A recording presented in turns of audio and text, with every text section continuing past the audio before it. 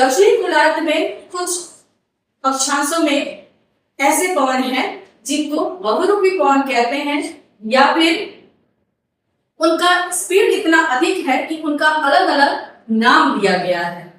जैसे 40 डिग्री के अक्षांशों के बीच यानी 40 डिग्री दक्षिणी अक्षांशों के बीच जो हवाएं प्रचंड गति से बहती हैं उनको गरजने वाली चालीसा यानी रोअरिंग फॉर्टीज कहा जाता है, क्योंकि ये हवाएं काफी प्रचंड गति से बहती हैं। बहने का कारण भी है, क्या कारण है बताते हैं। उसके बाद 50 डिग्री अक्षांशों के आसपास भी जो हवाएं बहती हैं वो काफी प्रचंड गति से गर्जना के साथ बहती हैं, उनको कहा जाता है प्रचंड 50। जैसे 40 डिग्री के पास जो बहती हैं उनको कहा जाता है गरजने वाली चालीसा, वैसे ही 50 डिग्री के पास जो बहती हैं उनको कहा जाता है प्रचंड 50 यानी हॉलिंग 50s। उसके बाद 60 डिग्री के पास भी प्रचंड गति से गर्जना के साथ बहती हैं ये पवनें, तो इनको कहा जाता है स्क्रीमिंग 60s यानी चीखती हुई 60।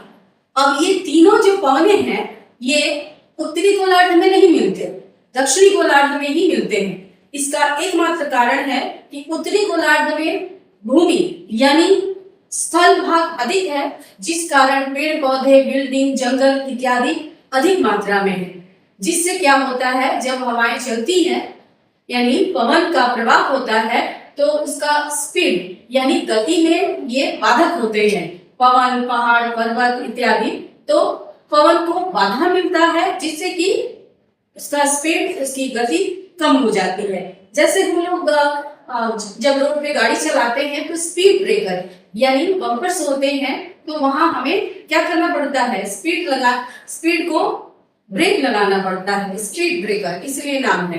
तो उसी तरह इन पवनों को भी क्या करता है, ये जंगल, पहाड़, पर्वत, लंबे लंबे बिल्डिंग इस पवन के गति को ब्रेक लगाता है। लेकिन वहीं दक्षिणी गोलार्ध में काफी प्रचंड गर्जना और स्पीड के साथ बहने का एक मात्र कारण है कि यहाँ स्थल भाग ज्यादा नहीं है, जल है, समुद्र है, इसलिए यहाँ कोई बाधा नहीं मिलता उसके स्पीड को ब्रेक लगाने के लिए। उसके सामने कोई बाधा नहीं होने के कारण ये पवनें काफी प्रचंड गति के साथ बहती हैं।